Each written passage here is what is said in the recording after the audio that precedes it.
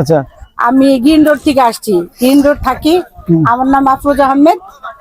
আর কি এখানে সাদা পাথর দেখে আপনার কেমন লাগলো? খুবই ভালো লাগছে, খুবই সুন্দর।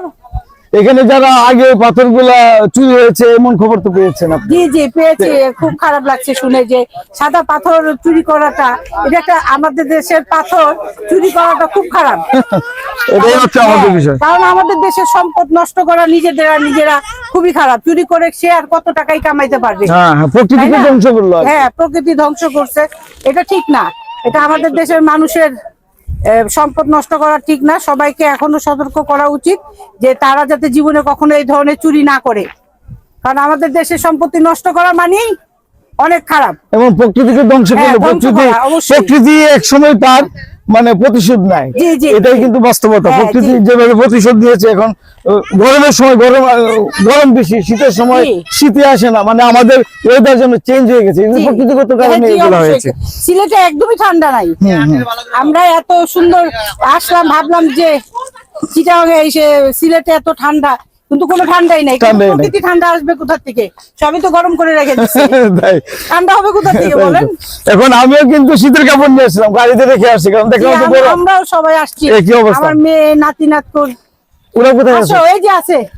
ওরা কোথায়? তোমরা আসো, তোমরা আসো, আসো, বলা লাগবে না। আসো আসো, আপনারা আসো,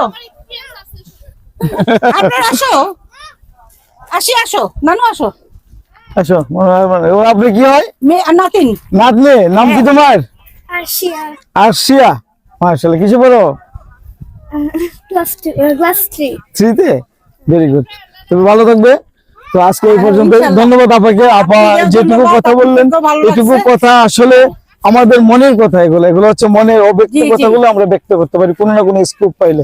এমন প্রকৃতির লীলাভূমি আমাদের বিশ্বকে, আমাদের দেশটাকে এমন ভাবে সুন্দর করে সাজিয়েছে আল্লাহ পাক। এটা আমাদের জন্য একটা পরম পাওয়া। এটাকে যেন আমরা ধ্বংস না করি, এটাকে যেন আমরা নিজের মনে করে আগলে রাখি, এবং এটাকে যত উন্নয়নের কাজ আছে তাও যেন করি, এবং প্রশাসনের দৃষ্টি আকর্ষণ করছি ভবিষ্যতে যেন এমন যেন মানে কি বলে গ্লানি যেন আমাদের আর বয়ে না যেতে হয়। ধন্যবাদ আপা।